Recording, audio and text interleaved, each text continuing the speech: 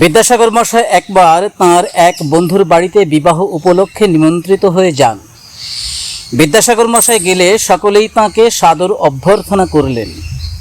তিনি আসন গ্রহণ করে দেখলেন সকলেই বিবাহ সভায় হাস্যরসের অবতারণা করে খুব আনন্দ উপভোগ করছেন।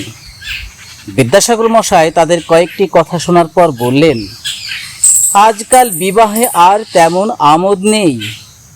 বরকে আজকাল আর তেমন সংকট পরীক্ষায় পড়তে হয় না। বিদ্যাসাগর মশাইয়ের এই কথা শুনে কেহ কেহ সকলের বিবাহের গল্প এক আধটা বলবার জন্য বিদ্যাসাগর মশাইকে অনুরোধ করলেন। তখন বিদ্যাসাগর মশাই বললেন, তাহলে আমার নিজের বিবাহের গল্প বলি, শুনুন। এই বলে তিনি আরম্ভ করলেন, এখন আর কি আছে, সেকালে বর বাসর ঘরে প্রবেশ করতে না করতে তাকে তার কোণে খুঁজে নিতে হতো।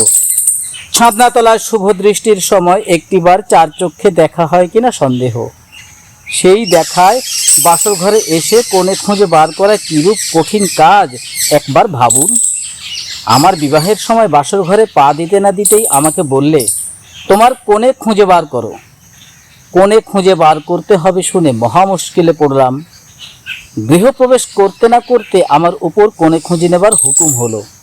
আমি দেখলাম সেই মেয়ের দঙ্গলের ভিতর থেকে আমার সেই অপরিচিতা অর্ধাঙ্গিনীকে খুঁজে বার করা আমার কর্ম নয়।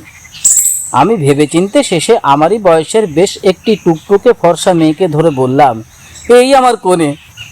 যেমন ধরা অমনি এক মহা গণ্ডগোল পড়ে গেল। কে কার ঘাড়ে পড়ে, কে কোথা দিয়ে পালাবে তার পথ পায় না।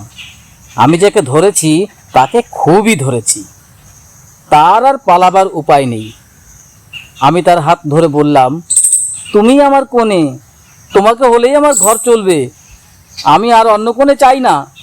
সে মেয়েটি তো বাপরে মারে গেলুম রে বলে চিৎকার করতে লাগলো। গিন্নিবান্নি গোছের দু একজন নিকটে এসে আমাকে বললে, ও তোমার কোণে নয়, ওকে ছেড়ে দাও।